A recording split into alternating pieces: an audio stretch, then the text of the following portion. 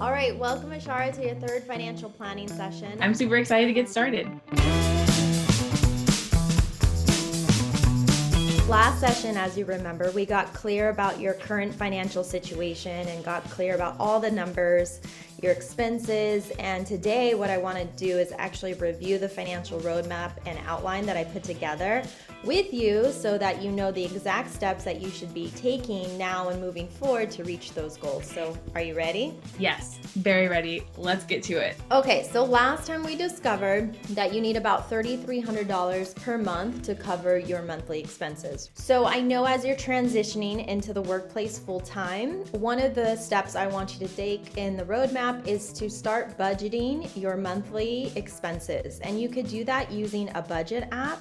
The idea with the budget is that you're going to track these monthly expenses so that we stick within that $3,300 range that we talked about. It'll also help with any changes that come up. So if there's changes in your income or changes in your expenses, you can always adjust these numbers. Gotcha. And would you say that a budget app is really necessary, or can I just think off the top of my head, or would you really suggest it? Good question. Yes, it is necessary. So the idea with a budget app is oftentimes you can put your budget that we've already designed, put those numbers of what you expect to spend every month, and then you could link your bank account or credit card account, and then it'll track against those categories to see if you're overspending or underspending. So it's really like where we get honest with ourselves. I recommend once a month, sit down and do what I call a money date, where you review your budget and see what are the numbers showing. Are you actually spending within those boundaries that you said? Because everything else we're gonna, add in is like an automatic savings. We want to make sure that you're able to stay living within the means that you have. So yes, you have to do it. Gotcha. Okay, will do. All right, the second thing in your roadmap is I want you to build a cash cushion of $10,000. So last time we spoke, you had your checking and savings account. It was probably about $5,000 between the both of those. But based on your monthly expenses, having about 3 months of your core expenses would be appropriate for you. So maybe $10,000 is a good goal. It's about 3 months, a little bit more. And what I want you to do here is actually open up a high yield savings account. So this is going to be different than your normal savings account, and then we're going to set up an automatic savings once you start working and getting the income of $400 into that account every month so that you could build this cash cushion goal to $10,000 basically in 1 year. And what is the difference between a regular savings account and the high yield savings account?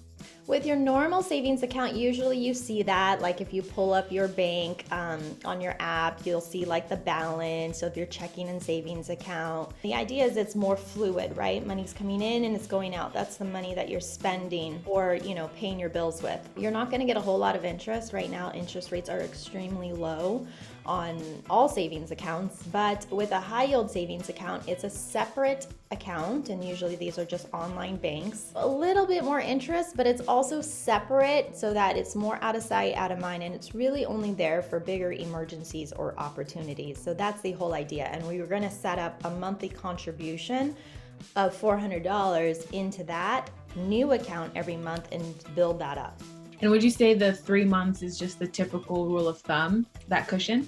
Yeah, how does that sound to you? Because we can always do more, but I think that's a great starting point. Yeah, I agree with you. I think it's a good starting point. Item number 3 is with your student loans, we're going to start monthly payments to those. So I'm going to suggest that you start with putting $300 per month, which is the minimum amount on that student loan. So that will help you just start to pay down those loans, but we're also going to obviously be saving into the cushion at the same time. So that's going to be a new monthly automation that you'll set up to start to tackle some of that student loan debt and get used to paying it on a regular basis. So then that makes my automated money $700 going out. Is that a good amount? Is it too much, too little? Well, we're gonna really know based on what your job brings home. But now we're if we have $3,300 of expenses, $400 going to your cushion, $300 to debt, that's $4,000 that we need every month of net income. So that's why we're gonna just really make sure once you get the job up and running and you get your budget down that those numbers will work. But the idea is just to start with something and then we could always adjust if needed. Gotcha. Yeah. Always adjust. I think that's a good rule to remember. And then the last thing, this is gonna just be a little bit more of a pending line item, but once you get a job, if there's a 401k offered, which most of the time there is, I'm gonna have you start with a contribution into the 401k, and we'll have to figure that out at that time, but the idea is you want to at least put in enough to get the full company match. So let's say, for example, your company matches 100% of up to 4%. Your goal should be to put 4% of your income into that 401k, because then they'll match 4%.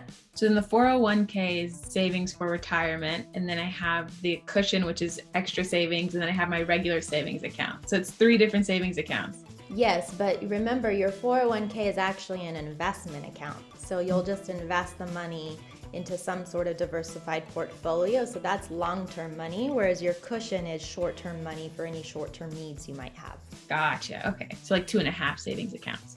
Yes. All right, so that's the roadmap. Start budgeting, get a budget app going, open up the high yield savings account with a goal of $10,000, start making student loan payments, and then of course, just pending your job offers, look into saving into 401k. What we're gonna do from here is check in about 30 days just to see what progress you've made, or if there's any new obstacles or challenges or concerns, we can address them at that time. But the idea is just start going, get the momentum, try to get those line items tackled one at a time. And then that way we could just keep going. Sounds very doable. Sounds good. Thank you so much. Good luck. Go get them. We'll check in about 30 days and we'll see what progress you've made. Awesome. Thank you.